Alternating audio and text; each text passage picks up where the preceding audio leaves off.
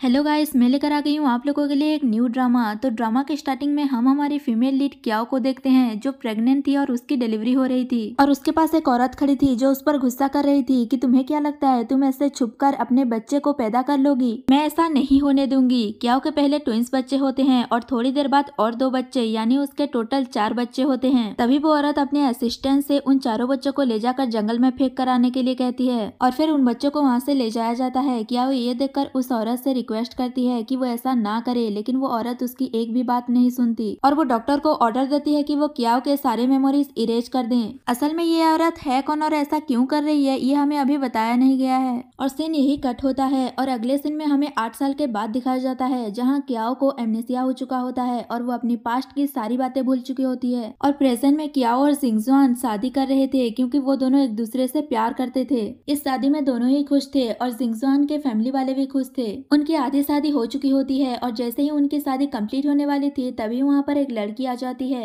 उसका नाम जिंगसी थी और वो जिंगजोंग के साथ सभी को बताती है कि क्याओ के पहले 8 बॉयफ्रेंड रह चुके हैं और वो प्रेग्नेंट होकर बच्चे पैदा कर चुकी है और जिंगसी इसका प्रूफ भी लेकर आई थी और वो सबको वो प्रूफ दिखाती है। ये देखकर सब बहुत गुस्सा हो जाते हैं। जिंगजोंग के फैमिली वाले क्याओ को धोखेबाज कहने लगते हैं और वो जिंगजियांग से क्याओ को डिवोर्स देने के लिए कहते हैं। क्याओ को तो उसके प्रेगनेंसी के बारे में कुछ भी याद नहीं था। जब वो ये सुनती है तो उसे हल्का हल्का याद आने लगता है। क्याओ जिंगजुआंग को समझाने की कोशिश करती है लेकिन जिंगजुआंग ये जानकर कि वो पहले से प्रेग्नेंट हो चुकी है और उसने बच्चे को जन्म दिया है तो वो उस पर गुस्सा करके उससे अपनी शादी तोड़ देता है और उसे डिवोर्स देने की बात कहकर वहाँ से जाने लगता है और जाते जाते वो क्याओ को स्ट्रीट साफ करने की पनिशमेंट देकर वहाँ से चला जाता है और क्याओ बेचारी कुछ नहीं कर पाती। उसके बाद नेक्स्ट सीन में क्याओ के बच्चों को दिखाया जाता है जो कि बहुत ही जीनियस हैं और उनमें से एक जिसका नाम जाओ जाओ है वो अपनी मॉम की लोकेशन ट्रैक कर रहा था और जैसे ही उसे लोकेशन मिल जाती है तो वो जल्दी से अपने और 3 भाई बहनों को इन्फॉर्म कर देता है। क्याओ के 4 बच्चों में से 2 लड़के हैं और 2 लड़कियां। उसके बाद दिखाया जाता है क्याओ स्ट्रीट साफ कर रही होती है तभी वहाँ पर एक बड़ी सी गाड़ी आकर रुकती है जिसमें से जियांग बाहर निकलती है और वो क्याओ को बुली करते हुए कहती है तुम्हें दिखाई नहीं दे रहा कितनी एक्सपेंसिव गाड़ी यहाँ से जा रही है, तुम स्ट्रीट पर क्या कर रही हो। तो क्याओ कहती है यंग मास्टर ने मुझे पनिशमेंट दी है इसीलिए मैं स्ट्रीट साफ कर रही हूँ, मुझे जाने दो। जिंगसी कहती है मैं तुम्हें नहीं जाने दूंगी, तुम्हारी जिंदगी में मौत से भी बदतर बना दूंगी और वैसे भी नेक्स्ट मंथ मैं और जिंगजुआंग शादी करने वाले हैं इसलिए तुम जरूर आना, मैं तुम्हें इनवाइट कर रही हूँ और थैंक यू तुमने मुझे इतना अच्छा लड़का जो दिया, कहकर वो वहाँ से चली जाती है और गाड़ी में जाकर वो किसी को फोन करके क्याओ के साथ बुरा करने के लिए कहती है। उसके थोड़ी देर बाद क्याओ को एक गुंडा किडनैप कर लेता है और एक सुनसान जगह पर बांध कर रखा होता है और वो गुंडा क्याओ को बुली करते हुए कहता है कि तुम बच्चे पैदा करने के बाद भी कितनी खूबसूरत हो, कहकर उसके साथ बदतमीजी करने लगता है और वही क्याओ के बेटे जाओ जाओ को भी पता चल जाता है कि उसकी मॉम ट्रबल में है और वो जल्दी से अपने ट्विंस भाई जीजी को इन्फॉर्म करके अपनी मॉम को सेव करने के लिए कहता है। क्याओ का दूसरा बेटा जीजी वो फाइटिंग में बहुत ही स्किल्ड है और वो अपने मास्टर से परमिशन लेकर अपनी मॉम को सेव करने के लिए चला जाता है। जीजी वही पहुंच जाता है जहां क्याओ को बांध कर रखा है और वो उस गुंडे से अपनी फाइटिंग स्किल्स और पावर का यूज करके उसे गायब कर देता है और अपनी मॉम को बचा लेता है। तब तक क्याओ बेहोश हो चुकी थी तो जीजी उसे होश में लाता है और कहता है कि मॉम मैंने उस बैड गाय को हरा दिया। तो क्याओ उससे पूछती है कि तुम कौन हो। जीजी उसे बताता है कि मैं आपका बेटा जीजी हूँ। ये सुनकर क्याओ हैरान हो जाती है और वो सोचने लगती है कि क्या मैंने सच में बच्चा को जन्म दिया है। नेक्स्ट सीन में क्याओ और जीजी को घर में दिखाया जाता है जहाँ क्याओ रेस्ट कर रही होती है और जीजी अपने बाकी 3 भाई बहनों को इन्फॉर्म कर देता है कि मैं मॉम को सेफली घर ले आया हूँ, ये मिशन कंप्लीट हो गया है। ये सुनकर सारे बच्चे बहुत खुश हो जाते हैं। अब जाओ जाओ सोचता है मॉम तो सेफ है, अब नेक्स्ट स्टेप में हमें मॉम और डैड को एक करना होगा और वो क्याओ की तरफ से जिंगजुआंग को लव लेटर लिख कर भेज देता है। दूसरी तरफ जिंगजुआंग एक नेकलेस को देखकर अपनी पास्ट की बातें याद कर रहा था कि कैसे जब 8 साल पहले उसे एक बार पॉइजन दिया गया था, वो जंगल में एक लड़की से मिला था और वो उसे मदद करने के लिए कहा था और उसके साथ नाइट स्पेंड कर लिया था और कहा था कि वो उसकी रिस्पॉन्सिबिलिटी लेगा। लेकिन जब उसकी आंखें खुलती है तो वो लड़की वहाँ से जा चुकी थी, लेकिन वहाँ पर एक नेकलेस गिरा पड़ा था और वो लड़की और कोई नहीं बल्कि क्याओ ही थी। लेकिन जिंगजुआंग को ये याद नहीं कि वो लड़की कौन थी और वो उस लड़की को ढूंढ रहा है जिसने उसकी जान बचाई थी। तभी उसका असिस्टेंट आकर उसे लव लेटर देकर कहता है कि आपकी एक्स वाइफ ने आपके लिए लिखा है। ये देखकर वो गुस्सा हो जाता है और सोचता है कि वो अभी तक हार नहीं मानी है और वो गुस्से में क्याओ के पास जाता है और कहता है कि तुम्हें क्या लगता है तुम अभी भी ये डिजर्व करती हो कि तुम मुझे लव लेटर लिखो। क्याओ नहीं कहकर वहाँ से जा रही होती है। तभी किंगजॉन उसे कहता है कि तो फिर ये क्या है, खुद ही देख लो, कहकर वो लव लेटर्स उसके ऊपर फेंक देता है। क्याओ उन लव लेटर्स को देख रही होती है। तभी जिंगजॉन उसे कहता है कि क्या तुम अभी भी यंग लेडी बनना चाहती हो। तो क्याओ कहती है मैं तो बस एक स्वीपर हूँ, मुझे मेरी आइडेंटिटी पता है, मैं आपके लायक नहीं हूँ। जिंगजॉन कहता है कि अगर तुम्हें पता है तो तुम मुझे परेशान क्यों कर रही हो। और आगे वो कुछ कहने ही वाला होता है कि तभी वहाँ पर जीजी आ जाता है और वो जिंगजुआंग को डैड कहकर बुलाता है और कहता है कि डैड आप मेरी मॉम से ऐसे बात मत कीजिए। ये सुनकर जिंगजुआंग हैरान हो जाता है और वो उससे पूछता है कि तुम सच बताओ, तुम मुझे डैड क्यों बुला रहे हो। तो जीजी कहता है क्योंकि आप मेरे डैड हो और कहता है देखिए मैं आपकी तरह दिख रहा हूँ। ये सुनकर जिंगजुआंग गुस्सा हो जाता है और वो जाकर क्याओ का गला पकड़ लेता है और कहता है कि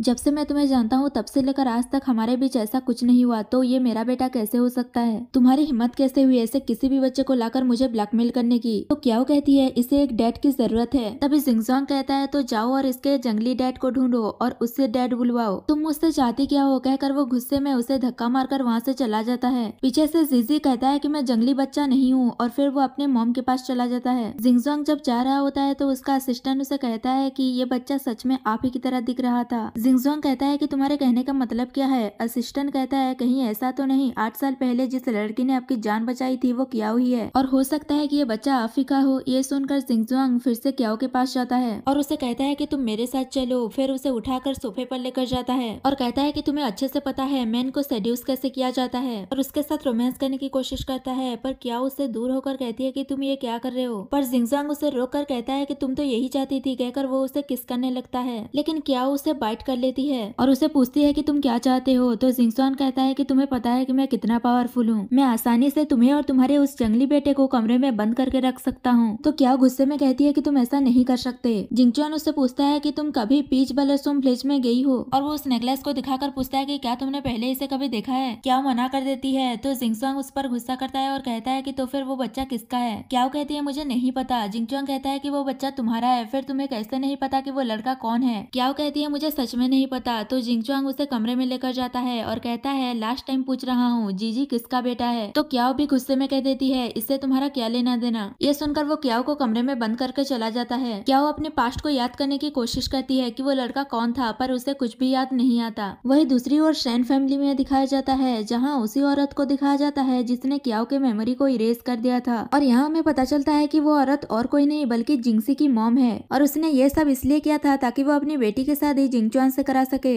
जिंगसी जीजी का फोटो अपनी मॉम को दिखाती है और कहती है ये तो देखने में बिल्कुल जिंगजुआन जैसा लग रहा है, कहीं ये उसका बेटा तो नहीं। तो उसकी मॉम कहती है ऐसा नहीं हो सकता, मैंने उन 4 बच्चों को अलग अलग 4 ऐसी जगहों पर फेंका है कि वहाँ घास भी नहीं उग सकती, तो ये बच्चे कैसे सरवाइव कर सकते हैं। जिंगसी कहती है अगर उस औरत को पता चल गया कि उसका बेटा जिंदा है और वो उसे लेकर वापस आ गई तो। तभी उसकी मॉम कहती है उसे अपने बच्चों के बारे में कभी कुछ याद नहीं आएगा क्योंकि मैंने उसकी मेमोरी इरेज कर दी है। जिंगसी पूछती है मॉम अब हम क्या करें। तो उसकी मॉम कुछ सोचने लगती है। उसके बाद जिंगसी जिंगजुआंग के दादी के पास उन्हें भड़काने के लिए चली जाती है और वो जीजी की फोटो दिखाकर कहती है लगता है ये आपकी ग्रेट ग्रैंडसन है। दादी जीजी की फोटो देखकर कहती है ये तो बिल्कुल जिंगजुआन जैसा दिखने में लग रहा है और वो कहती है कि अगर ये सच में जिंगजुआन का बेटा है तो हम इसे ऐसे बाहर पलने नहीं देंगे, इसे हम हमारी ये फैमिली में लेकर आएंगे। तो जिंगसी अच्छी बनते हुए कहती है अगर ये सच में जिंगजुआन का बेटा है मैं इस बारे में पता लगाऊंगी, अगर ये बात सच है तो मैं इस बच्चे को चाइनीज वैलेंटाइन डे के दिन इस घर में लेकर आऊंगी। पर मुझे लगता है कि वो क्याओ झूठ बोल रही है। ग्रैंड मदर जिंगसी से कहती है कि तुम चिंता मत करो, अगर उसने जिंगजुआन के बेबी को जन्म दिया भी है तो भी वो हमारी फैमिली की डॉटर इन लॉ नहीं बन सकती, हमारी ये फैमिली की डॉटर इन लॉ सिर्फ तुम ही रहोगी। वही जोजो को पता चल जाता है कि उसकी मम्मी ट्रबल में है और वो अपने ब्रदर जीजी को इन्फॉर्म कर देता है कि डैड ने मॉम को लॉक करके रखा है, जाकर उसे सेव करने के लिए कहता है। उसके बाद दिखाया जाता है जीजी जिंगजुआन के सारे बॉडीगार्ड्स की पिटाई कर रहा था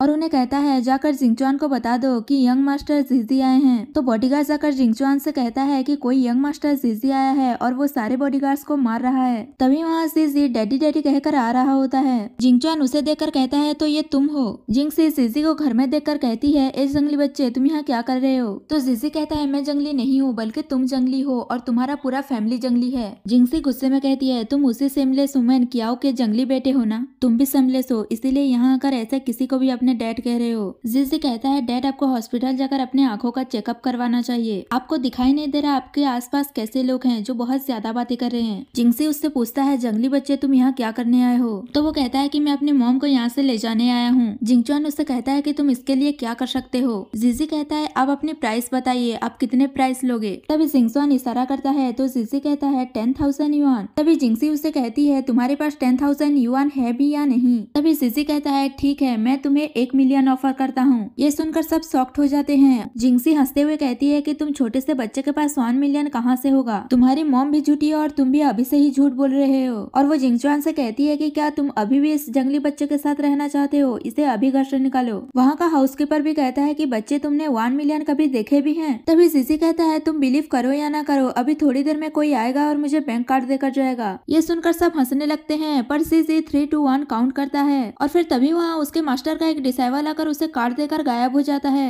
ये देखकर सब शॉक्ड हो जाते हैं, पर कहने लगते हैं कि इस कार्ड के अंदर इतना पैसा नहीं होगा। तो जीजी कहता है अगर ऐसा है तो आप कार्ड स्वाइप कर लो, अगर इसमें पूरे पैसे होंगे तो आप सभी को मुझे यंग मास्टर कहकर बुलाना होगा। जिंगचुआन हाँ कहता है और हाउसकीपर कार्ड स्वाइप करता है और ये देखकर हैरान हो जाता है कि उस कार्ड में सच में 1 मिलियन है और कहता है भले ही ब्राइट प्राइस 2 मिलियन है, पर क्याओ फैमिली बैंकक्रप्ट हो जाने के बाद उनके पास इतने सारे पैसे कहाँ से आए और पिछले कुछ सालों में उनकी इतनी अच्छी इनकम भी नहीं हुई है, तो फिर ये कैसे पॉसिबल हो सकता है। पर जिंगचुआन रिलैक्स होकर कहता है कि मुझे पता है क्याओ के बैंक अकाउंट में सिर्फ 10,000 युआन ही होंगे, उससे ज्यादा नहीं। लेकिन तभी उसके फोन में नोटिफिकेशन आता है कि उसके बैंक अकाउंट में 1 मिलियन ट्रांसफर हो गए हैं। ये देखकर उसे तो फंदा ही लग जाता है और फिर जिंगचुआन क्याओ को बाहर लाने के लिए कहता है। जीजी जैसे ही अपने मॉम को देखता है तो वो उसे गले लगा लेता है और क्याओ भी उसे गले लगा लेती है। तभी जीजी कहता है तुम लोग शायद कुछ भूल रहे हो, तुम लोगों ने अभी तक मुझे यंग मास्टर नहीं कहा। जिंगचुआन फिर सभी को जीजी को यंग मास्टर कहने के लिए कहता है। तभी वहाँ पर जिंगचुआन की ग्रैंडमदर आती है और वो जीजी को अपना ग्रेट ग्रैंडसन कहती है। ये जानकर सब लोग ग्रैंडमदर को कांग्रेचुलेशंस कहने लगते हैं। जिंगसी ग्रैंडमदर से कहती है कि ये बच्चा जिंगचुआन का नहीं है। तभी ग्रैंडमदर कहती है कि तुम चिंता मत करो, मैंने इन दोनों की पैटर्निटी टेस्ट करवाई थी और उसका रिपोर्ट आता ही होगा। और थोड़ी देर में रिपोर्ट भी आ जाता है। जिंगचुआन जैसे ही रिपोर्ट देखता है तो वो शॉक्ड हो जाता है क्योंकि इसमें नेगेटिव आया होता है, मतलब जीजी जिंगचुआन का बेटा नहीं है। और ये देखकर जिंगसी स्माइल कर रही होती है क्योंकि फ्लैशबैक में दिखाया जाता है जिंगसी और उसकी मॉम ने मिलकर रिपोर्ट चेंज करा दी थी। जीजी कहता है कि डैड मैं आप ही का बच्चा हूँ, ये रिपोर्ट फेक है, जरूर इस बैड मोमेंट जिंगसी ने कुछ किया होगा। इससे जिंगचुआन गुस्सा हो जाता है और वो क्याओ को हर्ट करते हुए कहता है तो बताओ ये जीजी किसका बेटा है, क्योंकि पैटर्निटी टेस्ट में रिजल्ट तो नेगेटिव आया है, इसका मतलब ये मेरा बेटा नहीं है, तो ये किसका बेटा है। पर क्याओ को तो कुछ समझ नहीं आ रहा होता कि यहाँ क्या चल रहा है और जिंगचुआन क्याओ से बार बार पूछ रहा होता है कि जीजी किसका बेटा है। तभी क्याओ को अपने पास्ट के बारे में थोड़ा बहुत याद आता है और उसे याद आता है कि उसका 1 नाइट स्टैंड जिंगचुआन के साथ हुआ था। और फिर वो जिंगचुआन से कहती है कि जीजी तुम्हारा ही बेटा है, उस दिन 8 साल पहले पीच ब्लॉसम विलेज में मैं तुम्हारे साथ थी। जिंगचुआन कहता है पहले जब मैंने तुम्हें पूछा था तो तुमने तो मना किया था। तो वो कहती है क्योंकि मेरी मेमोरी लॉस हो गई है, मुझे कुछ याद नहीं था। पर जिंगचुआन उसका बिलीव नहीं करता। तभी वहाँ पर क्याओ फैमिली के लोग आ जाते हैं और वो क्याओ पर चिल्लाते हुए कहते हैं तुम यहाँ भी हमें एम्बेरस करने चली आई, चलो जल्दी से घर चलो। और उसे जबरदस्ती ले जा रहे होते हैं। तभी वो जीजी के हाथ पर बर्थ मार्क देख लेती है और वो समझ जाती है कि ये सच में मेरा बच्चा है। और वो जीजी से कहती है कि तुम इतने सालों से सफर कर रहे हो पर अब नहीं। फिर अपने फैमिली वालों से कहती है मैं खुद जा सकती हूँ, कहकर जीजी को लेकर वहाँ से चली जाती है। उसके बाद दिखाया जाता है जीजी जाओजाओ को फोन करके कहता है मैंने कहा था ना तुमसे क्याओ फैमिली पर नजर रखने के लिए, वो ऐसे कैसे यहाँ पर आ गए। तो जाओजाओ कहता है उन्हें इतनी जल्दी एक्सपोज करने में मजा नहीं आएगा, पहले हम मॉम और डैड को एक करते हैं, तुम बस मॉम को प्रोटेक्ट करो और बाकी सब मुझ पर छोड़ दो। उसके बाद क्याओ फैमिली में दिखाया जाता है जहाँ उसकी मॉम और उसकी सिस्टर उसे एक ओल्ड मैन से शादी करने के लिए कह रहे होते हैं। उसकी मॉम कह रही होती है कि अब तुम इतनी यंग भी नहीं रही, इसलिए तुम्हें फिर से शादी कर लेनी चाहिए। मिस्टर वांग तुमसे शादी करना चाहता है क्योंकि उसकी वाइफ खो गई है और उसकी फैमिली बहुत अमीर भी है, इसलिए तुम उससे शादी कर लो। क्याओ कहती है मॉम वो बहुत ओल्ड है और उसने अपनी तीनों वाइफ को टॉर्चर करके मार डाला था, तो अब मुझे उससे शादी करने के लिए कैसे कह सकती हो। उसकी सिस्टर कहती है भले ही तुम अभी इतनी यंग नहीं रही पर अभी भी तुम्हें 2 मिलियन में बेचा जा सकता है। तो क्याओ कहती है मॉम आप मेरे साथ ऐसा कैसे कर सकती हो। तो उसकी मॉम कहती है अगर तुमने शादी करने से मना किया तो मैं तुम्हारे बेटे को छोड़ूंगी नहीं, उसे मार डालूंगी। क्याओ अपने बच्चे को बचाने के लिए शादी करने के लिए हाँ कह देती है। तो उसकी मॉम उसे कल वेडिंग ड्रेस ट्राई करने को जाने के लिए कहती है और इनकी सारी बातें जीजी बाहर खड़ा होकर सुन रहा होता है और उसे भी सब कुछ पता चल जाता है। उसके बाद क्याओ की सिस्टर जिंगसी को फोन करके कह देती है कि आपने जैसा कहा था मैंने वैसा कर दिया है, आपने जो पैसे देने की बात की थी वो आप भेज दीजिए। तो वो भेज देती है। अगले दिन दिखाया जाता है मिस्टर वांग रेडी होकर क्याओ का वेट कर रहा होता है। तभी वहाँ पर जीजी जाता है और वो अपने पावर से मिस्टर वांग को गायब कर देता है। उसके बाद क्याओ अपनी वेडिंग ड्रेस ट्राई करने के लिए जाती है। तभी वहाँ पर जिंगसी पहले से ही थी और वो क्याओ को कहती है मैंने सुना है कि तुम एक ओल्ड मैन से शादी कर रही हो, कहाँ है तुम्हारा हस्बैंड। तो क्याओ समझ जाती है कि ये सब कुछ जिंगसी ने ही किया है, तुम अभी भी बहुत चालाक हो। तो जिंगसी उसे एक वेडिंग ड्रेस देकर कहती है तुम यहाँ वेडिंग ड्रेस ट्राई करने आई हो तो वही करो, और एडमिट कर लेती है कि हाँ मैंने ही ये सब कुछ किया है। ये सुनकर क्याओ उसे थप्पड़ मार देती है और जिंगसी जैसे ही क्याओ को थप्पड़ मारने वाली होती है तभी वहाँ पर जिंगचुआन आ जाता है और वो उसका हाथ पकड़कर उसे रोक देता है और फिर क्याओ को चेंजिंग रूम में लेकर जाता है और उसे वेडिंग ड्रेस देकर कहता है इसे पहनो।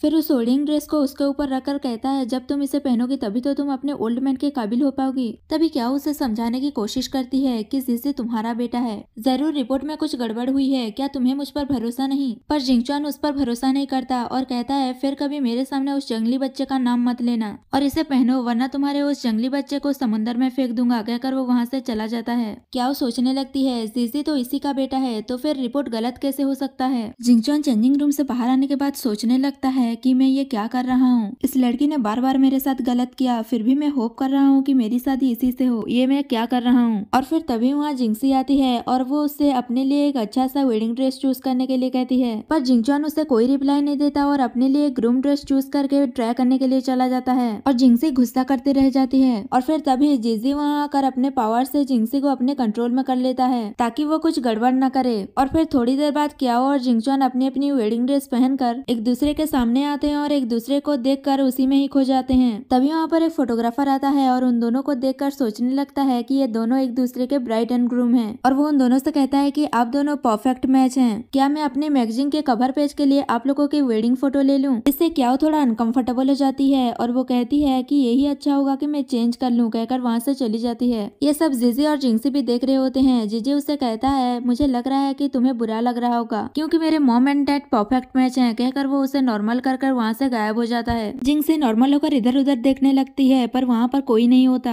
तभी उसे किसी का फोन आता है जो उसे कह रहा होता है कि आपने जो कहा था वो रेडी है, क्या हम अपना काम शुरू करें। तो जिंगसी थोड़ा सोचती है कि क्या मैं तुम्हारे साथ इतनी जल्दी कुछ गलत नहीं करना चाहती थी पर तुम ही मुझे मजबूर कर रही हो। और फिर वो उसे ऑर्डर दे देती है कि अपना काम शुरू करो। क्या जब अपनी वेडिंग ड्रेस चेंज करने जाती है तभी वहाँ पर एक गुंडा आकर उसे बेहोश करके किडनैप कर लेता है। उसके बाद दिखाया जाता है एक सुनसान जगह पर कुछ गुंडे क्या को बांध करके रखे होते हैं और क्या के पूछने पर भी कि वो लोग कौन है और वो ऐसा क्यों कर रहे हैं वो कुछ नहीं बताते और क्या को परेशान करने लगते हैं। थोड़ी देर बाद जब सारे गुंडे ड्रिंक करके सो रहे होते हैं क्या वो अपने आप को रस्सी से छुड़वा लेती है। फिर वो गुंडे के फोन से किसी को हेल्प के लिए बुलाने वाली थी लेकिन तभी एक गुंडा जग जाता है और वो क्या को पकड़ लेता है और कहता है कि तुम्हारी हिम्मत कैसे हुई यहाँ से भागने की, तुम यहाँ से कभी नहीं भाग सकती। उसके बाद जोजो को दिखाया जाता है जो अपनी मॉम की लोकेशन ट्रैक करके जीजी को बता देता है और कहता है कि जाओ और हमारी मम्मी को सेव कर लो। और फिर जीजी अपनी मॉम के पास पहुंच जाता है और वो उन गुंडों को अपनी पावर से मार रहा होता है। तभी वहाँ पर जीजी की मास्टर की एक डिसाइबल जिसका नाम जुमू है वो आ जाती है। वो उन तीनों गुंडों को और साथ ही क्याओ को भी वहाँ से गायब कर देती है और जीजी से कहती है कि तुम इन तीनों गुंडों को मुझ पर छोड़ दो, मैं इन्हें संभाल लूंगी। और फिर वो भी गायब हो जाती है। पर जीजी सोचने लगता है उसने तीनों गुंडों को अपने साथ ले गई पर उसने मम्मी को भी अपने साथ क्यों ले गई। फिर वो याद करता है कि जब उसने जोजो से पूछा था कि तुम्हारे पास कोई प्लान है क्या, तब उसने कहा था कि तुम टेंशन मत लो, सब कुछ मेरे कंट्रोल में है। तब जीजी समझ जाता है कि ये जोजो का कोई प्लान होगा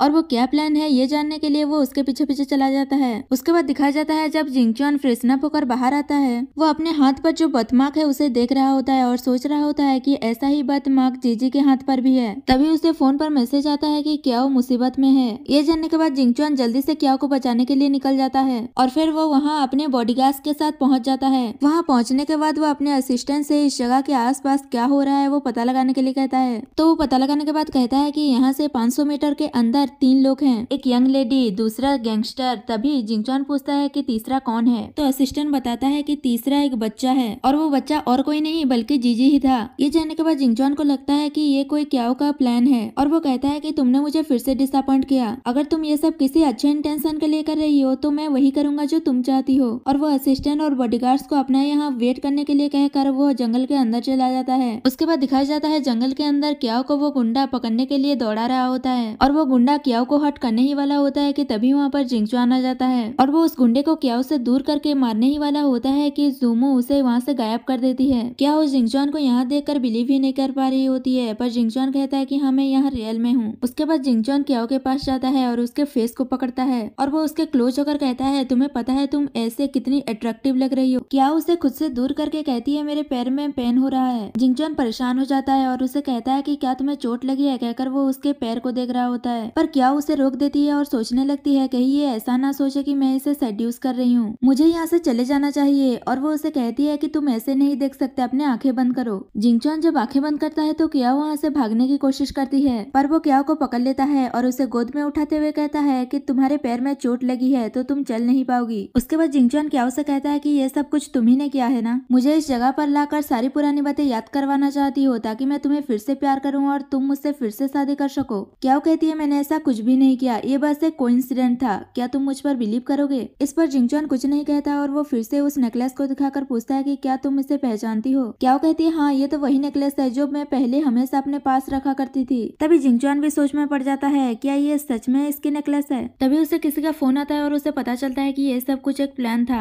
ये जाने के बाद वो क्याओ से कहता है कि ये सब कुछ तुम्हारा किया हुआ था ना, तुमने मुझे फिर से उल्लू बनाया। क्याओ कहती है कि मैंने ऐसा कुछ भी नहीं किया, मैं अपनी लाइफ को रिस्क में डालकर ये सब कुछ क्यों करूंगी। पर जिंगचुआन उसकी बात पर भरोसा नहीं करता और कहता है कि तुम कुछ भी कर लो, मेरी लाइफ में वापस नहीं आ सकती हो। क्याओ कहती है कि तो तुमने फैसला कर लिया है कि तुम जिंगसी से शादी करोगे। जिंगचुआन हाँ कहता है तो क्याओ गुस्से से वहाँ से जा रही होती है, पर जिंगचुआन उसे रोकता है और कहता है कि तुम पागल मत बनो, तुम्हारे पैर में चोट लगी है तो मैं तुम्हें हॉस्पिटल लेकर जाता हूँ, कहकर वो उसे हॉस्पिटल लेकर जाता है। उसके बाद दिखाया जाता है जीजी क्याओ और जिंगचुआन का एक साथ वाला फोटो जोजो को भेजता है और कहता है कि देखो मॉम और डैड एक साथ कितने अच्छे लग रहे हैं। जोजो कहता है हाँ अच्छे लग रहे हैं और वो बताता है कि ये सब उसी का प्लान था। उसने पहले ही जुमू से कह दिया था कि वो जाकर असली गुंडों को हटाकर अपने गुंडे भेज दें और उसी ने ही जिंगचुआन को इन्फॉर्म किया था कि क्याओ किडनैप हो गई है और उसका लोकेशन भेजा था। पर इस सब के बारे में जीजी को कुछ भी पता नहीं था। जीजी कहता है कि तुम्हारे इतना सब कुछ करने का क्या फायदा दिया, जबकि डैड अभी भी मम्मी को ही गलत समझ रहे हैं। उसके बाद जिंगचुआन को दिखाया जाता है जो अपने डैड से जाकर कहता है कि वो इस मैरिज को कैंसिल करना चाहता है। अब उसके डैड उसे थप्पड़ मार देते हैं और कहते हैं कि ये शादी टूटने पर मेरी बहुत बेइज्जती होगी और मुझे ये भी पता है कि वो क्याओ का बच्चा तुम्हारा नहीं है। उसके बाद क्याओ को दिखाया जाता है जो हॉस्पिटल में होती है और जीजी उसका केयर कर रहा होता है और वो क्याओ से कहता है कि मम्मी डैड आपको बहुत प्यार करते हैं, मैंने सुना है कि उन्होंने ग्रैंडपा से आपके लिए फाइट भी की है। डैड की शादी एक बुरी लड़की से हो रही है, हमें जाकर उनकी शादी रोकनी चाहिए। तो क्याओ कहती है हम ये सब करेंगे कैसे, वहाँ तो बहुत सारे बॉडीगार्ड्स होंगे, हम वहाँ घुस भी नहीं पाएंगे। तभी जीजी कहता है मम्मी मैं हूँ ना आपके साथ, मैं बहुत स्ट्रांग हूँ। तो क्याओ को भी याद आ जाता है कि जीजी ने सारे गुंडों को अकेले ही संभाल लिया था, यानी उसके पास सुपर पावर्स हैं और वो मान जाती है। जीजी उसे कहता है कि मम्मी आप रेस्ट करो, मैं आपके लिए एक ड्रेस प्रिपेयर करता हूँ। उसके बाद जिंगसी को दिखाया जाता है जो वेडिंग ड्रेस ट्राई कर रही होती है और वो अपनी मॉम से कहती है कि मॉम मैंने बहुत सालों से इस शादी का इंतजार किया है, पर मुझे इस बात का डर है कि कहीं वो क्याओ और उसका बेटा हर बार की तरह इस बार भी कोई गड़बड़ ना कर दे। तब उसकी मॉम उसे अपने अंकल से जाकर मिलने के लिए कहती है जो अभी फॉरेन से रिटर्न हुए हैं। उसके बाद जिंगसी अपने अंकल से जाकर मिलती है जो यहाँ अपने एक मास्टर से मिलने आया होता है। जिंगसी अपने अंकल से कहती है कि आपको मेरी हेल्प करनी होगी, मुझे डर है कि कहीं जिंगचुआन का एक्स वाइफ और उसका बेटा आकर मेरी शादी खराब ना कर दे, इसमें सिर्फ आप ही मेरी मदद कर सकते हैं। उसके बाद जिंगसी किसी को फोन करती है और कहती है कि मैं चाहती हूँ कि क्याओ को पैरालाइज्ड कर दो। उसके बाद हॉस्पिटल में दिखाया जाता है जहाँ क्याओ के रूम में एक नर्स आती है और वो क्याओ को सप्लीमेंट कहकर किसी और दवा की इंजेक्शन दे देती है जिस वजह से क्याओ बेहोश हो जाती है। थोड़ी देर बाद जीजी कमरे में आता है और वो क्याओ को जगाते हुए कहता है कि मॉम ड्रेस रेडी हो गया है, अब आप उठ जाइए। पर क्याओ तो बेहोश हो गई थी। तभी जीजी डॉक्टर को बुलाने लगता है। तभी डॉक्टर आता है और चेक करके बताता है कि पेशेंट वेजिटेटिव स्टेट में चली गई है। जीजी रोने लगता है कि मम्मी मैं आपको अच्छे से प्रोटेक्ट नहीं कर पाया। तभी वहाँ पर एक लड़की आती है जो जीजी को कहती है कि ब्रदर जीजी। दूसरी तरफ दिखाया जाता है जिंगचुआन और जिंगसी की वेडिंग सेरेमनी हो रही थी। तभी वहाँ क्याओ जीजी के साथ आ जाती है और जिंगसी उसे देखकर सोचने लगती है कि ये ठीक कैसे हो गई। बॉडीगार्ड्स क्याओ को रोकने की कोशिश करते हैं पर जीजी अपने पावर से उन्हें रोक देता है और क्याओ सीधे जाकर जिंगचुआन को किस कर लेती है। जिंगसी ये देखकर गुस्से में कहती है कि तुम्हारी हिम्मत कैसे हुई ऐसा करने की, और वो क्याओ को थप्पड़ मारने वाली थी पर क्याओ उसका हाथ पकड़ लेती है और कहती है कि मैं ये वेडिंग कैंसिल करती हूँ। तभी जिंगसी और उसकी मॉम गुस्से में कहने लगती है कि तुम होती कौन हो इस वेडिंग को कैंसिल करने वाली। तभी जीजी जिंगसी से कहता है कि तुम जैसी अगली वुमेन मेरे डैड से शादी करने के लायक नहीं है। तभी जिंगसी गुस्से में कहती है कि तुम्हें पता है यहाँ एक मिस्टीरियस बॉस आने वाला है। तो जीजी कहता है वो मिस्टीरियस बॉस मैं हूँ, तुम सब नील डाउन होकर मुझसे माफी मांगो। ये सुनकर जिंगसी हंसने लगती है। तभी वहाँ उसकी अंकल आ जाता है। उसके आते ही जिंगसी जाकर उससे शिकायत करने लगती है कि ये छोटा सा बच्चा मेरी वेडिंग खराब कर रहा है और कह रहा है कि हम सबको इसके आगे झुकना होगा। तभी जिंगसी की मॉम कहती है कि अब तुम ही इसको सबक सिखाओ। तो अंकल जाकर उसे थप्पड़ मार देते हैं। ये देखकर जिंगसी हैरान थी पर अंकल आकर उसे भी थप्पड़ मार देते हैं और जीजी के सामने झुककर मास्टर कहते हैं। ये देखकर सब हैरान हो जाते हैं कि सच में ये छोटा सा बच्चा मिस्टीरियस बॉस है। अंकल कहते हैं कि मैं आपका डिसेबल हूँ। तो जीजी कहता है आप अभी इस वेडिंग को कैंसिल कर दीजिए क्योंकि मेरे डैड सिर्फ मेरे मॉम के हैं और किसी के नहीं। अंकल जिंगसी को ये शादी तोड़ने के लिए कहते हैं। जिंगसी मना करती है और वो अपने अंकल से कहती है कि अंकल मैं आपकी नीस हूँ, आप प्लीज मेरी हेल्प कीजिए। तो अंकल कहता है कि मास्टर मैं आपके लिए कुछ भी कर सकता हूँ लेकिन इस बार मेरी नीस की बात है इसलिए मैं आपकी बात नहीं मान सकता। जीजी कहता है तो ठीक है, अब से मैं तुम्हारा मास्टर नहीं हूँ। उसके बाद अंकल और उसके बॉडीगार्ड्स उससे लड़ने वाले थे। तो क्याओ जीजी से पूछती है कि क्या तुम इन इन सबको हरा दोगे। जीजी कहता है आप टेंशन मत लीजिए, मैं इन सबको संभाल लूंगा। फिर अंकल और बॉडीगार्ड जीजी से फाइट करने जाते हैं, पर जीजी अपने पावर से सभी को गिरा देता है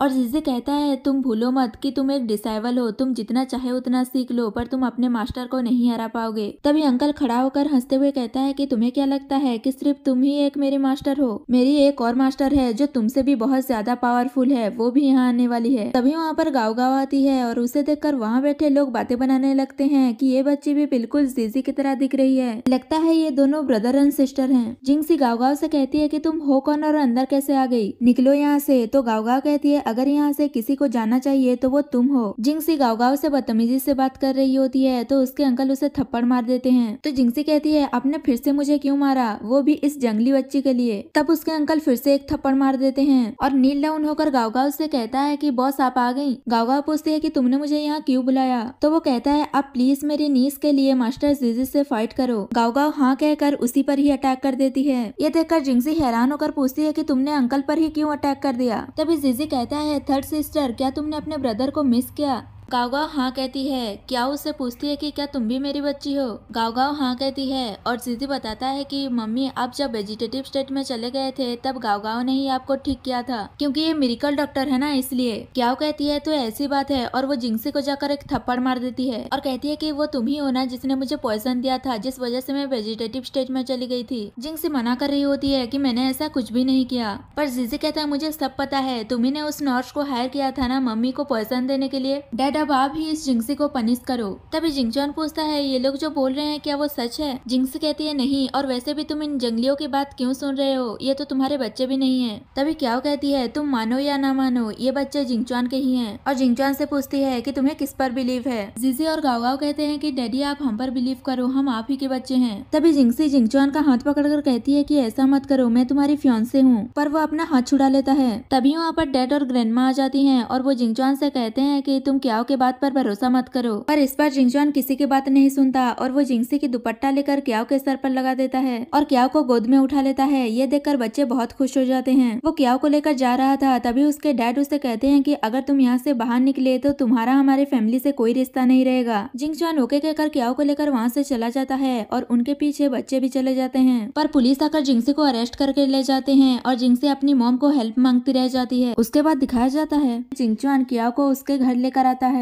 और उसके घर को देखकर कहता है कि तुम इतने सालों से इतने छोटे से घर में रह रही हो। क्याओ कहती है थैंक यू मुझे मेरे घर लाने के लिए, अब तुम यहाँ से जाओ। तो वो कहता है ऐसे कैसे चला जाऊँ, पहले तो तुमने मुझे मेरी वेडिंग से किडनैप किया, अब तुम्हें नहीं लगता कि हमें कुछ करना चाहिए। कहकर वो उसे अपने क्लोज ले आता है और उसे गोद में उठाता है। तो क्याओ कहती है कि ये तुम क्या कर रहे हो, बच्चे घर में ही है। पर जिंगचॉन उसे उठाकर अंदर ले जाता है। तभी वहाँ पर जीजी और गाँव गाँव आ जाते हैं और वो दोनों उन्हें कहते हैं कि आप लोग कंटिन्यू कीजिए, हम यहाँ से जाते हैं। कहकर वहाँ से चले जाते हैं। वही दूसरी तरफ जिंगसी जिसे बेल मिलने पर जेल से बाहर आ गई थी, लेकिन अभी वो नहीं सुधरती और वो अपने सेकंड अंकल से फोन करके कहती है कि अब आप ही को मेरी मदद करनी होगी। अंकल कहते हैं मुझे तुम्हारी वेडिंग के बारे में पता चला, मैं फॉरेन से रिटर्न होने ही वाला हूँ क्योंकि मुझे बिग शॉट से मिलना है। दूसरी तरफ फादर का असिस्टेंट आकर उसे बताता है कि हमने जो बिग शॉट्स को गिफ्ट्स भेजा था वो रिटर्न आ गया है। ये सुनकर वो परेशान हो जाते हैं और जैसे ही जिंगचॉन वहाँ आता है उसे थप्पड़ मार देते हैं और कहते हैं तुमने जिंगसी से शादी नहीं की इसलिए बिग शॉट्स हमसे नाराज हो गया है, अब तुम्हें मेरे साथ उनसे मिलने चलना होगा, तभी हमारी कंपनी को बहुत फायदा होगा। वही दूसरी तरफ जिंगसी को उसके अंकल बता रहे होते हैं कि बिग शॉट्स यहाँ पर अपने कोई रिलेटिव से मिलने आ रहा है और वो रिलेटिव क्याओ फैमिली की बेटी है। तो जिंगसी सोचती है कहीं ये क्याओ तो नहीं, ऐसा नहीं हो सकता और वो किसी को फोन करती है। वही क्याओ एक पेंडेंट को देख रही थी और उसे याद आता है कि जब उसकी मॉम की डेथ होने वाली थी तो उन्होंने बचपन में उसे ये पेंडेंट दिया था। तो वो सोचती है कि क्या मैं सच में एक रिच फैमिली से बिलोंग करती हूँ। तभी वहाँ पर उसके फैमिली वाले आकर उसे थप्पड़ मारकर वो जेट पेंडेंट उससे छीन लेते हैं और कहते हैं कि क्या तुम अकेले ही इस जेट पेंडेंट को लेना चाहती हो। क्या वो कहती है ये मेरे ग्रैंडपा का है, इससे तुम्हारा कोई लेना देना नहीं है। उसकी स्टेप मॉम कहती है कि भूलो मत कि मैंने और तुम्हारे डैड ने तुम्हें बड़ा किया है तो इसमें हमारा भी अधिकार है। क्या उनसे जेट पेंडेंट लेने की कोशिश करती है पर वो क्याओ को धक्का देकर वहाँ से चले जाते हैं। क्याओ भी उनके पीछे पीछे जाने लगती है पर जिंगचॉन उसे रोक लेता है और कहता है कि कहाँ जा रही हो और कहता है मैं किसी बिग शॉट से मिलने जा रहा हूँ, क्या तुम मेरी गर्लफ्रेंड बनकर मेरे साथ चलोगी? क्या वो सोचती है उन्होंने मेरा जेट पेंडेंट ले लिया, वो जरूर मेरी आइडेंटिटी लेकर वहाँ जाएंगे, मुझे भी वहाँ जाना चाहिए, सोचकर वो जिंगचुआन को हाँ कह देती है। जिंगचुआन कहता है यानी तुम मेरी गर्लफ्रेंड बनने के लिए रेडी हो? तो वो कहती है नहीं नहीं, बस टेम्पररी। तो वो उसे अपने क्लोज करके कहता है वो भी चलेगा, टेम्पररी ही सही, तुम मेरी गर्लफ्रेंड तो बनोगी। उसके बाद क्याओ और जिंगचुआन बिग शॉट्स के पार्टी में जाते हैं। वहाँ क्याओ के फैमिली वाले भी आए थे और क्याओ और उनके बीच बहस होती है, जिस वजह से उसके स्टेप मॉम उसे थप्पड़ मारने वाली थी, पर जिंगचुआन उसे रोक देता है। जिंगचुआन के डैड उसे कहते हैं कि तुम इसे अपने साथ क्यों लेकर आए हो, इसी ने तो बिग शॉट्स को ऑफेंड किया है। क्याओ कहती है ऐसा नहीं है, बिग शॉट्स ने तो कहा था कि मैं राव फैमिली की हायर हूँ। जिंगचुआन कहता है मुझे फर्क नहीं पड़ता कि तुम किसी की फैमिली के हायर हो या नहीं, मेरे लिए बस तुम क्याओ हो। क्याओ की सिस्टर कहती है तुम हायर बनने के लायक ही नहीं हो, तुम लाइफ टाइम बस झाड़ू ही मारती रहोगी। ये सुनकर क्याओ उसे थप्पड़ मार देती है। सेकंड अंकल अपने बॉडीगार्ड से क्याओ को मारने के लिए कहते हैं, तो जिंगचुआन कहता है मैं भी तो देखूं किसकी हिम्मत हुई मेरी वाइफ को हाथ लगाने की। तभी वहाँ पर मास्टर जियोयू आ जाता है। उसे देखकर जिंगचुआन कहता है कि अच्छा हुआ तुम आ गए, देखो ये लोग मेरी वाइफ को बुली कर रहे थे। तो जियाई कहता है पर तुमने तो इसे ऑलरेडी डिवोर्स दे दिया है। तो वो कहता है हाँ पर अभी ये मेरी गर्लफ्रेंड है। क्याओ की सिस्टर कुछ बोलने वाली थी पर जियायू उसे थप्पड़ मारकर कहता है कि मुझे पसंद नहीं कि कोई बाहर वाला बीच में बोले। तभी सेकंड अंकल कहते हैं कि शायद आपको कोई गलतफहमी हुई है, ये राव फैमिली की डॉटर है, इसी के यहाँ से जेट पेंडेंट मिला है। तो क्याओ कहती है झूठ बोल रहे हैं, वो जेट पेंडेंट भी मेरा है और क्याओ फैमिली की डॉटर भी मैं हूँ। स्टेप मॉम कहती है कि तुम राव फैमिली की ग्रैंड डॉटर बनने की प्रिटेंड क्यों कर रही हो, तुम्हें राव फैमिली की इनहेरिटेंस चाहिए इसलिए तुम ये सब कुछ कर रही हो ना। क्याओ कहती है ऐसा नहीं है, और वैसे भी मैं तो तुम्हारी बायोलॉजिकल डॉटर भी नहीं हूँ। तभी जियायू उन दोनों को चुप कराता है और कहता है कि मेरे पास एक आइडिया है जिससे राव फैमिली की ग्रैंड डॉटर कौन है वो पता चल जाएगा। और कहता है ये जेट पेंडेंट हमारी खानदानी जेट पेंडेंट है और इसके ऊपर जैसे ही किसी राव फैमिली का ब्लड गिरेगा तो इसमें एक स्पेशल स्ट्रक्चर बन जाएगा। तो बताओ तुम दोनों में से पहले कौन आना चाहेगा। सबसे पहले क्याओ जाती है और अपने ब्लड का ड्रॉप उस पर गिराती है, पर जेट पेंडेंट पर कुछ नहीं होता।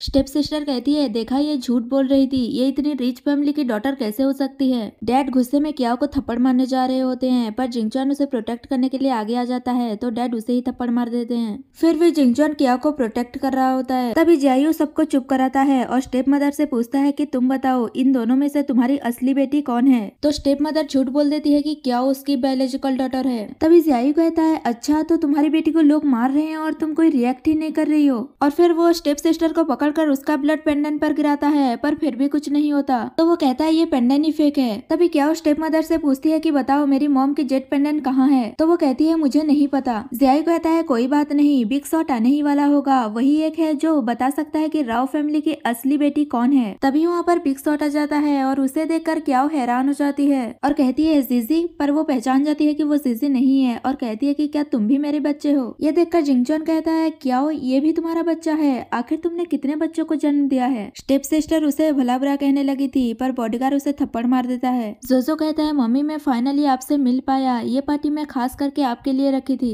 तो क्याओ उसे गले लगा लेती है। जिंगचुआन उससे पूछता है कि तुम टोटल कितने भाई बहन हो, तो वो बताता है कि हम 4 भाई बहन हैं। ये सुनकर जिंगचुआन खुश हो जाता है। स्टेप मदर उसकी इंसल्ट करने लगी थी, पर जिंगचुआन जाकर उसे थप्पड़ मार देता है। स्टेप सिस्टर उसे रोक रही थी कि तुम मेरी मॉम को क्यों मार रहे हो, पर सेकंड अंकल उसे ही थप्पड़ मार देते हैं। तो वो कहती है आप मुझे क्यों मार रहे हैं, हम तो एक ही टीम में हैं। तो सेकंड अंकल कहते हैं कि क्या नॉनसेंस बातें कर रही हो, मैं नहीं हूँ तुम्हारे टीम में। जाओ जाओ अपने हैकर्स को सब कुछ पता लगाने के लिए कहता है और उसके हैकर्स पता लगाकर बताते हैं कि राव फैमिली की ग्रैंड डॉटर क्याओ है। जब वो पैदा हुई थी तब क्याओ फैमिली ने उसे चुरा लिया था और जब क्याओ प्रेग्नेंट थी तब उन्होंने उसे बेच दिया था। जाओ जाओ कहता है तुम लोगों ने मेरी मम्मी को बहुत बुली किया है, उसकी पनिशमेंट तो तुम्हें मिलेगी। और जियायू कहता है फेक ग्रैंड डॉटर बनने की स्कैम के लिए भी तुम लोगों को पनिशमेंट मिलेगी। और स्टेप मदर और सिस्टर को बॉडीगार्ड पकड़ कर ले जाते हैं। ये देखकर खुश होकर जाओ जाओ कहता है गेम ओवर। सेकंड अंकल जियायू से माफी मांगने लगते हैं, पर वो कहता है तुम मेरे डिसाइबल होकर ये सब किया। और सेकंड अंकल खुद को ही पनिशमेंट दे देते हैं, पर बॉडीगार्ड उन्हें पकड़कर बाहर ले जाते हैं। जियायू क्याओ से कहता है तुम ही राव फैमिली की बेटी हो, तो अब से राव फैमिली की सारी रिस्पॉन्सिबिलिटी तुम्हारी। और कहता है ये लड़का तुम्हें अच्छे से प्रोटेक्ट नहीं कर पाया, तुम मेरे साथ आ जाओ। तो जिंगचुआन कहता है ये तुम क्या कह रहे हो, क्या तुम मुझसे फाइट करना चाहते हो। तो जियू हाँ कहता है और दोनों बाहर चले जाते हैं। ये देखकर जाओ खुश हो रहा होता है, तो क्याओ उससे पूछती है कि तुम इतने खुश क्यों हो, तुम किसके साइड हो। तो जाओ कहता है कोई भी जीते मुझे क्या, दोनों तो डैडी हैं। क्याओ को तो कुछ समझ नहीं आता, पर जाओ वहाँ से भाग जाता है। तभी वहाँ पर बॉडीगार्ड आकर उसे कहता है कि ग्रैंडफादर की तबीयत ठीक नहीं है, तो वो ग्रैंडफादर से मिलने जाती है। तभी गाओ कहती है कि मम्मी मैं ग्रैंडफादर को ठीक कर सकती हूँ। तो डॉक्टर कहता है तुम तो बच्ची हो और वैसे भी तुम तो क्या, अगर गॉड भी आ जाएंगे तो भी वो नहीं बचा पाएंगे। गाओ कहती है कि तुम नहीं बचा सकते तो ऐसा नहीं है कि कोई भी नहीं बचा सकता, क्या तुम्हारे पास और कोई ऑप्शन है? तो वो डॉक्टर उसे ट्रीटमेंट करने के लिए अलाउ कर देता है। उसके बाद गाओ निडल से ग्रैंडफादर का इलाज करती है तो ग्रैंडफादर ठीक हो जाते हैं। ये देखकर क्या खुश होती है, पर डॉक्टर हैरान होता है और वो उससे पूछता है कि आखिर तुम कौन हो? तो गाओ बताती है कि मैं मिरेकल डॉक्टर हूँ। तो वो कहता है आखिर मैं मिरेकल डॉक्टर से मिल पाया। और फिर जिजी भी ग्रैंडफादर से मिलने आ गया था। दूसरी तरफ जिंगचुआन और जियायू के बीच फाइट हो रही थी, जिसमें जिंगचुआन जियायू को हरा देता है और उसे कहता है कि तुम क्याओ से दूर रहना। जियायू कहता है ठीक है, पर मुझे लगता है क्याओ जल्द ही मेरे पास आएगी, अभी नहीं तो बाद में। तो जिंगचुआन कहता है तुम हार गए हो तो तुम्हें कभी चांस नहीं मिलेगा। तभी वहाँ पर जाओजाओ आता है। जिंगचुआन उससे पूछता है कि तुम मेरे बेटे हो ना? तभी जाओजाओ अपना हेयर देकर कहता है कि अगर यकीन नहीं है तो टेस्ट करवा लो। पर जिंगचुआन कहता है इसकी कोई जरूरत नहीं है, मुझे तुम पर भरोसा है, कहकर वहाँ से चला जाता है। उसके जाने के बाद जाओजाओ जियायू को भी डैड कहता है, क्योंकि जियायू ने ही सारे बच्चों को पाल पोस कर बड़ा किया है, इसीलिए वो उसे भी डैड कहते हैं। जिंगचुआन घर जाकर क्याओ से कहता है कि हमारे 4 बच्चे हैं, फिर भी तुम उस जियायू से शादी करोगी? तो क्याओ कहती है ये तुम क्या कह रहे हो, आज मैं पहली बार उससे मिली हूँ। और उसे टीज करते हुए कहती है कि देखा जाए तो वो हैंडसम तो है जो हर लड़की चाहती है। तो जिंगचुआन जलिस हो जाता है। क्याओ उससे कहती है पर तुम उससे भी ज्यादा हैंडसम हो। तो वो उसे किस कर लेता है और क्याओ भी उसे किस करने लगती है। और उसके बाद जब जिंगचुआन सुबह उठता है तो क्याओ वहाँ नहीं होती। क्याओ वहाँ पर एक नोट छोड़कर गई थी जिसमें लिखा था कि अब मैं राव फैमिली की बेटी हूँ, मुझे राव फैमिली को भी संभालना होगा। उसके बाद जिंगचुआन जियायू से मिलने जाता है और उससे पूछता है कि क्याओ कहाँ गई है बताओ, और कहता है कि तुम देखना मैं अपने बच्चों को हैंगसिन से वापस लेकर आ जाऊंगा। पर जियायू कुछ नहीं कहता। उसके बाद जिंगचुआन को पता चलता है कि लोंगमेई विला में एक ऑक्शन होने वाला है और वहाँ बहुत फेमस लोग आने वाले हैं। और वो अपने असिस्टेंट से पूछता है कि बताओ लड़कियों को इम्प्रेस कैसे किया जाता है। तो असिस्टेंट कहता है कि आप लोंगमेई विला के ऑक्शन में यंग लेडी से रीमैरिज कर लीजिए और अपने सिंसियरिटी शो कीजिए। ये आइडिया जिंगचुआन को अच्छा लगता है। दूसरी ओर जेनी को देखते हैं जो अपने बॉडीगार्ड से कह रही होती है कि लोंगमेई विला चलो, मुझे मॉम डैड की शादी के लिए उन्हें एक वेडिंग रूम गिफ्ट देना है। उसके बाद क्याओ को दिखाया जाता है जो अपने बच्चों से कह रही होती है कि मैं भी लोंगमेई विला जाऊंगी और वहाँ हम सबके लिए एक घर खरीदूंगी। ये सुनकर बच्चे खुश हो जाते हैं। फिर वो कहती है काश मैं जेनी से भी मिल पाती। तो जोजो कहता है मम्मी आप जल्द ही जेनी से मिलने वाली हो। और फिर सबको न्यूज से पता चलता है कि लोंग विला के ऑक्शन में हिडन वॉच भी आने वाली है। उसके बाद जिंगसी अपने पहले वाले अंकल से मिलने जाती है और उनसे कहती है कि मुझे भी ऑक्शन में जाना है लेकिन मेरे पास टिकट नहीं है। तो अंकल कहते हैं तुम चिंता मत करो, मेरी हिडन वॉच से अच्छी जान पहचान है, मैं अरेंज कर दूंगा। जिंगसी उन्हें हिडन वॉच से मिलवाने के लिए कहती है पर वो कहते हैं कि वो बहुत ही मिस्टीरियस है और आज तक उसका फेस किसी ने नहीं देखा। क्या वो तैयार होकर ऑक्शन में जाती है पर वो रास्ते में जिंगसी से मिल जाती है और जिंगसी उसकी इंसल्ट करने लगी थी कि यहाँ आने की उसकी औकात नहीं है। तो क्या भी अच्छा खासा जवाब दे देती है जिससे जिंगसी गुस्सा होकर उससे थप्पड़ मारने वाली थी पर क्या उसका हाथ पकड़ लेती है। तभी वहाँ पर एक बच्ची मास्क पहन कर आती है और वो सबसे कहती है कि इस जिंगसी के अलावा सब ऑक्शन के अंदर आ सकते हैं। जिंगसी कहती है तुम होती कौन हो ये डिसीजन लेने वाली? तो वो कहती है कि मैं इस ऑक्शन की चेयरमैन हूँ। तभी वहाँ पर अंकल आते हैं और कहते हैं कि हमारे पास पहले से ही टिकट है। तो वो कहती है मैं तुम लोगों को बाद में देख लूंगी और वो क्याओ के पास जाती है और कहती है कि ये आपके लिए स्पेशल टिकट है। क्याओ कहती है तुम कितनी क्यूट हो, तुम किसकी बेटी हो? तो वो कहती है ऑक्शन के बाद सबको सब कुछ पता चल जाएगा। उसके बाद वहाँ खड़े सभी लोगों को टिकट डिस्ट्रीब्यूट करती है। तभी अंकल कहते हैं कि तुम झूठ बोल रहे हो, तुम चेयरमैन नहीं हो और ये टिकट फेक है। तभी अंकल के पास हिडन बॉस का फोन आता है और वो उससे कहता है कि मैंने ऑक्शन में अपना एक चेयरमैन भेजा है। तो अंकल उसे माफी मांगने लगे थे पर जिंगसी उसे ऑक्शन से बाहर निकालने के लिए कह रही थी तो अंकल उसे थप्पड़ मार देते हैं। जेनी कहती है क्या हुआ, तुम मुझ पर डाउट कर रहे थे ना, अब तुम ही मुझे अंदर लेकर जाओगे। तो अंकल उसका हाथ पकड़कर उसे ऑक्शन में ले जाता है। क्या वो सोचने लगती है मेरे तीनों बच्चे कितने पावरफुल हैं कि ये ऑसम गर्ल भी तो मेरी ही बच्ची नहीं है। उसके बाद ऑक्शन स्टार्ट होता है और सबसे पहले जेट पेंडेंट की बोली लगती है। क्या वो देखती है कि ये उसकी मॉम की जेट पेंडेंट है तो वो 10 मिलियन की बोली लगा देती है। जिंगसी क्या को देखकर गुस्से से वो भी 20 मिलियन की बोली लगा देती है। फिर क्या वो 100 मिलियन की बोली लगाती है तो जिंगसी गुस्से में 200 मिलियन की बोली लगा देती है पर क्या वो और बोली नहीं लगाती और वो स्माइल करने लगती है। लेकिन जिंगसी तो परेशान हो रही थी और वही पेंडेंट बीट में जीत जाती है। असल में क्याओ को पहले ही पता था कि ये जेट पेंडेंट फेक है और असली वाला जेट पेंडेंट पहले ही जीजी ने क्याओ को दे दिया था। और यहाँ जिंगसी गुस्सा करती रह जाती है कि उसके 200 मिलियन वेस्ट हो गए। उसके बाद लोंगमेई विला की बोली लगती है। तभी वहाँ पर जिंगचुआन भी आ जाता है।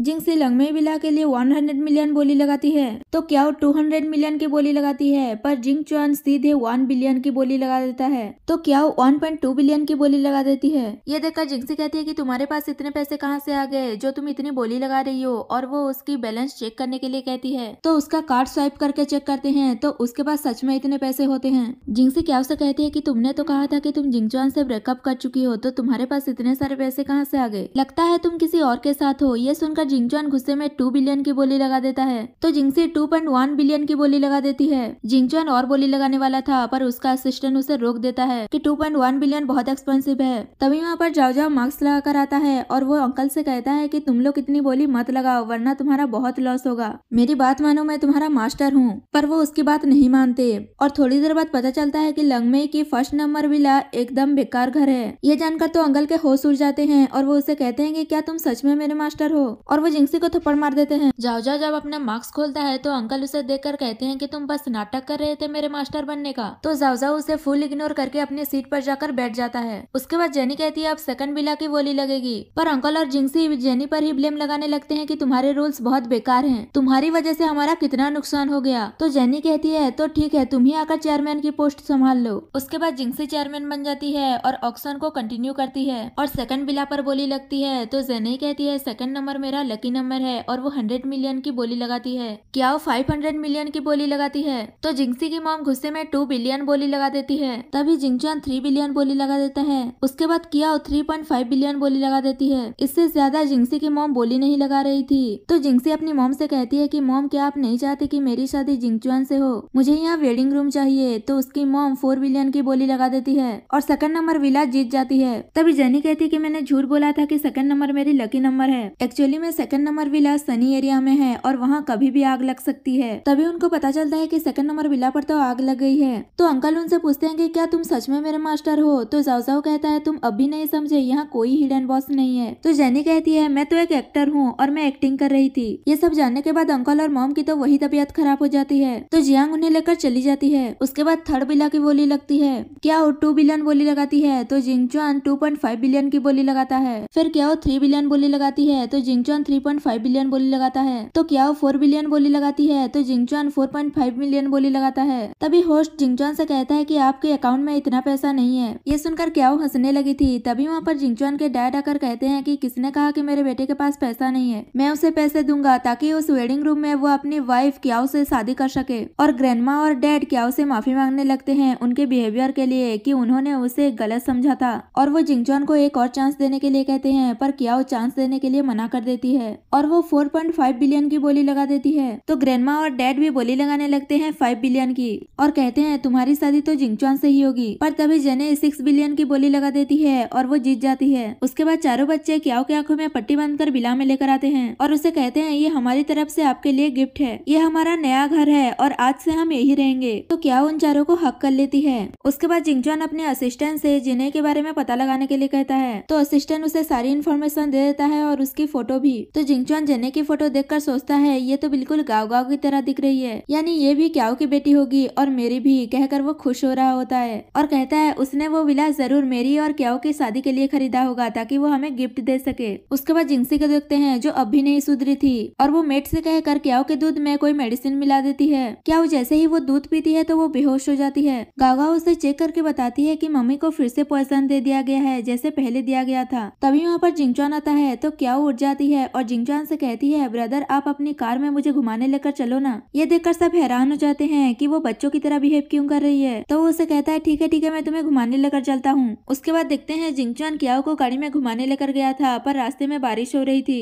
तभी क्याओ डर के मारे जिंगचुआन के लेग को पकड़ लेती है पर जिंगचुआन को पता चल जाता है कि क्याओ एक्टिंग कर रही है और वो उससे पूछता है कि तुम सच सच बताओ ये सब एक्टिंग कर रही हो ना, वरना अच्छा नहीं होगा, कहकर वो उसके करीब जा रहा होता है। तो क्याओ कहती है ठीक है बताती हूँ और वो बताती है कि जब वो दूध पीने वाली थी तब गाँव गाँव आकर उसे बता देती है कि इसमें पॉइजन मिला हुआ है। तब उसने वो मिल्क नहीं पी थी और वो ये सब कुछ एक्टिंग कर रही थी। उसके बाद क्याओ एक्सेप्ट कर लेती है कि वो जिंगचुआन से प्यार करती है और वो दोनों किस करने लगते हैं। तभी जियायू क्याओ से मिलने आ रहा होता है पर जब वो उन दोनों को किस करते हुए देखता है तो वो उदास होकर वापस चला जाता है। उसके बाद जिंगचुआन और क्याओ अपने चारों बच्चों के साथ एक हैप्पी फैमिली की तरह रहते हैं और ऐसे ही ये स्टोरी खत्म हो जाती है।